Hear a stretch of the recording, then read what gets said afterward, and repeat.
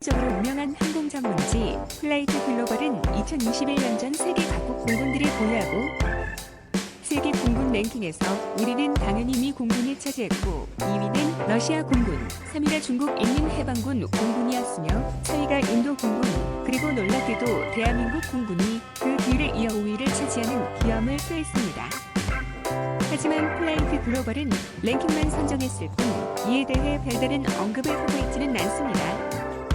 인터넷으로 추가적인 자료를 찾던 중 세계 여러 나라들의 통계치를 조사해서 정리해놓은 민간기구 월드 파퓰레이션 리뷰 역시 2021년 세계 각국 공군들의 1년 예산과 규모를 랭킹으로 정리해놓고 이에 대한 기사를 실었다는 사실을 알게 되었습니다.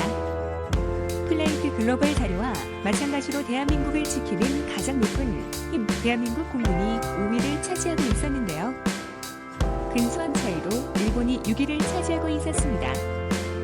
플라이트 글로벌과 월드 파퓰레이션 리뷰가 정리해놓은 세계 공군 순위는 보유하고 있는 항공기 숫자로 랭킹을 정한 것이기 때문에 양적인 평가가 있을 뿐 질적인 평가는 제대로 반영되어 있지 않다는 문제점이 지적될 수 있습니다. 하지만 실전에서 물량이 어느 정도의 가치를 지니는지는 역사가 증명해주는 부분도 있다는 사실을 부정할 수도 없습니다. 동시에 북한처럼 수치적으로 드러나는 군용 항공기의 물량은 많아도 유지정비 수준 및 연료 비축량에 따라 실제로 운용이 가능한 항공기의 수준은 극히 제한되는 경우도 생각할 수 있습니다. 그래서 플라이트 글로벌과 월드 파퓰레이션 리뷰가 발표한 세계 공군 랭킹의 유지정비 능력과 경제력까지 더해서 생각해야 보다 더 객관적인 자료에 가까워지지 않을까 생각해봅니다. 예를 들어 7위를 차지한 파키스탄과 8위를 차지한 프랑스의 경우 유지정비 능력과 경제력이라는 변수를 더해서 생각해본다면 프랑스가 5위를 차지할 가능성이 매우 크다는 뜻이죠. 또한 플라이트 글로벌은 8일에 따른 군용 항공기 보유 숫자도 따로 1위에서 16가지 랭킹으로 보여지고 있기에 월드 파퓰레이션 리뷰 기사 번역이 끝난 이후 이를 다뤄보기로 하고 앞으로 대한민국 공군에게 필요한 개선점에 대해서도 생각해보기로 하겠습니다. 다음은 우리가 한국어로 번역한 외국 기사들의 본문이다. 유튜브 채널 가장 많이 본 뉴스, 좋아요와 구독은 영상 제작에 매우 큰 힘이 됩니다.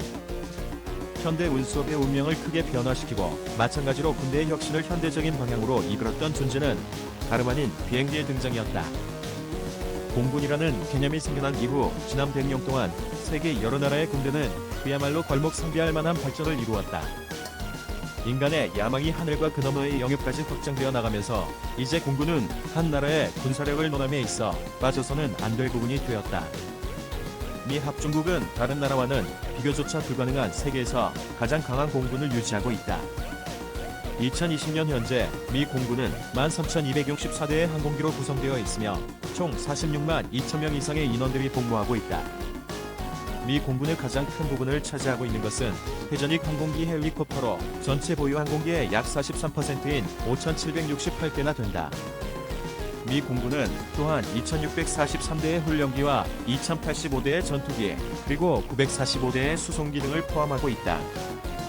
미 공군의 규모는 2위를 차지하고 있는 러시아 공군의 3배가 넘는 크기로 미 공군이 사용하는 1년 예산이 2위부터 10위를 차지한 나머지 국가들의 예산을 모두 합친 것보다 많다는 점을 고려해 본다면 오히려 적절하다고 할 수 있을 정도의 크기이다. 연간 2,072억 달러, 한화로 약 234조의 예산을 배정받는 미 공군의 지출 비용은 거의 47개 나라의 국내 총생산과 맞먹는 금액이다. 미국은 공군에만 세계 다른 모두의 군 예산을 합친 것보다도 더 많은 금액의 예산을 책정해왔다. 유일한 예외가 중국으로 중국은 2,610억 달러, 한화 약 294조의 예산을 국방비로 책정하고 있다. 미국은 공군에만 세계 다른 나라 모두의 군 예산을 합친 것보다도 많은 금액의 예산을 책정했다고 번역이 되는데요. 세계 다른 나라의 공군 예산을 합친 것보다 많다면 이해가 되겠는데 중국의 예까지 들어가면서 다른 나라 모두의 국방비 예산보다 많다고 설명하는 부분은 오류인 듯합니다. 미국, 중국을 제외한 나머지 3위부터 16가지 나라들의 국방비만 합쳐도 3,650억 달러는 가볍게 넘기 때문이죠. 러시아 공군은 전체적인 규모에서 미 공군과는 거리가 멀지만 군용기에 관한 난 크게 뒤처지지 않는다. 러시아 공군은 1521대 헬기, 497대의 훈련기, 873대의 전투기, 그리고 424대의 수송기 등으로 구성된 총 4163대의 군용기를 자랑하며 이 군용기들은 약 14만 8천 명의 러시아 인원들에 의해 운영되고 있다.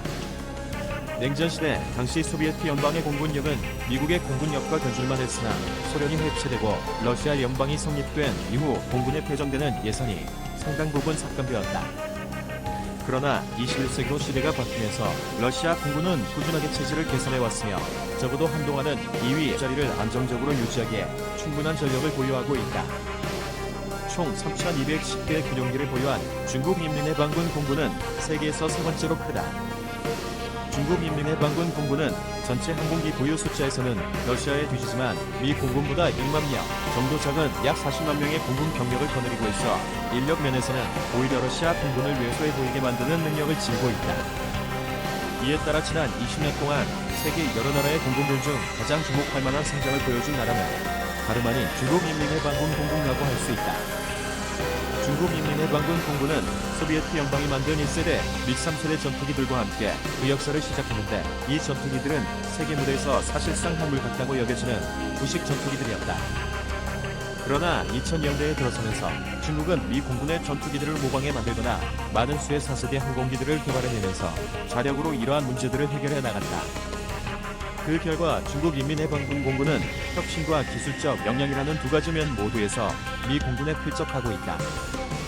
이로 중국인민해방군 공군은 2020년 현재 2위에 많이 드시는 3위 자리를 차지하고 있지만 러시아 공군의 2위 자리를 빼앗기 위해 호시탐탐 기회를 노리며 도전하는 일은 앞으로도 계속될 것이다. 보유하고 있는 각종 항공기의 숫자로 한 나라 공군의 힘을 평가하는 것은 지금까지도 여전히 가장 적절한 방법으로 생각되고 있지만 현대 공군력의 영향력은 단순히 성층권 내부 문제에 국한되지 않고 있다. 최근 몇 년 동안 몇몇 나라의 공군들은 우주와 우주에 펼쳐져 있는 무한한 신천지로 자신들의 군사적 영향력을 확대하는 것을 목적으로 하는 다양한 우주군 프로그램 개발에 참여해왔다. 이들 우주군 프로그램의 대다수는 아직 걸음마 단계이지만 여러 나라들이 군사력을 알타부어 증강하려 하는 모습을 볼 때 우주를 향한 군사력 투자가 현실화되는 시대가 그리 멀지 않았다고 할 것이다. 지금까지 월드 파퓰레이션 리뷰가 발표한 규모별 세계 공군 랭킹에 관한 기사를 번역해보았습니다. 플라이트 글로벌이 배포한 상세 자료에 따르면 전술기, 보유 숫자에 따른 공군 랭킹에서 우리나라는 476대로 572대를 보유한 북한을 이어 6위를 차지하고 있습니다. 중국이 1571대로 2위고 일본은 순위권에 들어와 있지 않습니다. 시청자 여러분들도 이미 알고 계시겠지만 북한이 보유한 572대의 전술기들 중 그나마 위협적이라고 볼 수 있는 4세대 전투기들이 바로 미그 29와 공격기 SU-25인데요. 미그 29는 총 40대 정도로 양쪽으로도 그리 위협적이지 못한 데다 F-16V 사용으로 업그레이드되고 있는 118대 KF-16V나 EX 버전으로 업그레이드될 59대 F-15K를 상대하기에는 절망적이라고 볼 수 있습니다. 중거리 공대공 미사일, 암람을 통합하는 블록 20으로 업그레이드가 끝나게 되면 뛰어난 항전 장비를 보유하고 있고 공중조 기병보 통제비 2737 PSI의 지원을 받는 FA-52 12일 공중전에서도 미그 29를 충분히 압도할 수 있을 것이라는 예상이 나오고 있습니다. FA-50은 현재 60대가 도입되어 있는데요. 훈련기인 42대의 PA-50도 사실상 무장만 탑재하면 바로 FA-50으로 사용할 수 있다는 점에서 실질적인 FA-50의 숫자는 100대가 넘는다고 볼 수 있습니다. 이쯤 되면 북한이 제공권을 장악할 가능성은 거의 없는 것 아닌가라는 생각을 하게 되는데요. 제공권 장악이 되지 않으면 공격기인 SU-25도 제대로 된 활약을 하기가 어렵습니다. 하지만 한 가지 놓쳐서는 안 될 문제가 있으니 그게 바로 북한의 물량입니다. 했었지만 만약 개전 초기 북한의 나이가 빠진 전투기들이 편도 비행만 할 수 있는 연료만을 채워 카미카제식 자살 공격을 감행한다면 생각보다 많은 피해가 발생할 수 있다는 우려가 있다는 뜻입니다. 중국이 미국을 상대로 이런 물량 작전을 구사할 계획을 가지고 있고 실제 모의전을 통하여 미군이 심각한 타격을 입을 수 있다는 연구 결과도 나와 있는 상황입니다. 노후화가 심각하게 진행된 F4, F5 K5가 퇴역한다면 225대의 전술기 공백이 생기는데 120대의 KF-X로 이를 메운다고 해도 여전히 105대의 공백이 생기죠. 우리 공군의 총 전술기 숫자가 370대 수준으로 줄어들게 됩니다. 이런 이유 때문에 KF-X 생산 숫자를 늘려서 지금보다 전술기의 숫자를 더 많이 확보해야 한다는 주장도 있습니다. 특수인 무기 보유 숫자에 따른 랭킹으로 봤을 때 대한민국 공군은 10위에 가까스로 턱걸이를 했습니다. 이 분야에서 놀랍게도 일본은 161대의 특수인 무기를 보유하여 러시아와 중국을 제치고 2위를 차지하고 있는데요. 정찰기와 전자전기 등이 특수인 무기에 속합니다. 2021년 6월 18일자 비제한국 기사에 따르면 지난 2019년부터 사업화가 차근차근 진행 중이던 국산 전자전기 개발 사업이 좌초될 위기에 처했다고 합니다. 무기체계 소유의 적절성, 사업 필요성 및 우선순위 등을 검증하는 군의 소유 검증을 통과하지 못했다고 하는데요.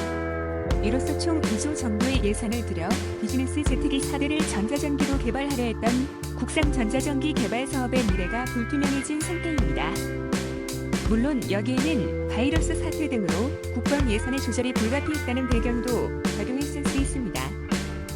전통적으로 우리 군은 특수전기 도입보다는 화력을 중시한 공격기 도입에 적극적이었다는 지적도 있습니다. 현대전의 특성상 전자전기 같은 특수전기의 중요성을 결코 간과해서는 안 되겠죠. 공중구뷰기와 수송기 순위에서도 대한민국은 16권의 이름을 올려놓지 못했습니다. 대신 공격 헬기 보유 순위에서 734대로 5위에 훈련기 보유 순위에서도 196대로 8위에 마크되어 있습니다. 결국 세부적인 내용을 따져서 종합적인 판단을 내려보자면 대한민국 공군은 공격자산 보유에 있어서는 세계 5에서 6위권에 합당한 능력을 보유하고 있지만 특수인 무기와 수송기 그리고 공중구뷰기 등에 있어서는 아직 가야 할 길이 멀다는 결론을 내릴 수 있습니다. 개인적으로는 전술기 숫자도 500대 이상 늘릴 수 있으면 좋겠다는 희망도 있습니다. KF-X를 현재 생산 예정인 120대보다 100대 이상 더 생산해낼 수 있다면 규모의 경제에 따른 가격 하락도 기대할 수 있을 텐데요. 하지만 돈이 문제겠죠. 예산이 한정되어 있으니 공군도 고민이 많을 것입니다. 마지막으로 우주군에 관한 이야기를 해볼까 합니다. 대한민국 공군에게 있어 우주군이라는 개념은 아직 생소한 단계이지만 그래도 425사업을 통해 그 기반을 가지고 있습니다. 이미 발사되어 있는 아리랑 위성과 천리안 위성 그리고 425사업을 통해 확보될 5대의 정찰 위성들을 통해 수집된 정보를 한 곳에 집결시켜보다 입체적인 분석이 가능하도록 공군은 오산지휘본부에 우주정보선언실을 설치하였습니다. 앞서 언급한 아리랑, 천리안과 같은 민간용 위성과 군사정찰 위성 이외에도 한국과학기술원의 과학기술위성, 무궁화통신위성, 차세대 중형위성 등 다양한 경로를 통해 수집된 각종 정보와 위성 운용 상황도 우주정보상황실로 모이게 되죠. 정보 수집만큼 적이 정찰 위성을 탐지하고 경보하는 작업도 중요하기에 LIG-X1을 해당 사업자로 선정하여 위성 감시 망원경 체계를 배치한다는 결정도 내렸습니다. 뿐만 아니라 2025년부터는 고출력 레이저를 사용해 적이 위성을 방해하는 위성 방해 체계도 계획하고 있다고 합니다. 2021년 3월 23일 대한민국이 독자적으로 개발한 500kg급 차세대 중형 위성 1호가 카자흐스탄 우주센터에서 성공적으로 발사되었다는 소식이 들려왔습니다. 위성의 신뢰성은 그대로 유지하면서도 크기와 무게는 절반으로 줄여 다른 우주 선진국들의 위성들보다 가격 경쟁력이 돋보인다는 기사 내용들을 보면서 대한민국의 우주 시대도 그 본격적인 막이 열리고 있다는 생각이 들었습니다. 시청해주셔서 감사합니다. 이 동영상은 유튜브 채널 가장 많이 본 뉴스에서 제작하여 게시한다. 구독과 좋아요, 알람 설정은 좋은 영상을 만드는데 많은 힘이 됩니다.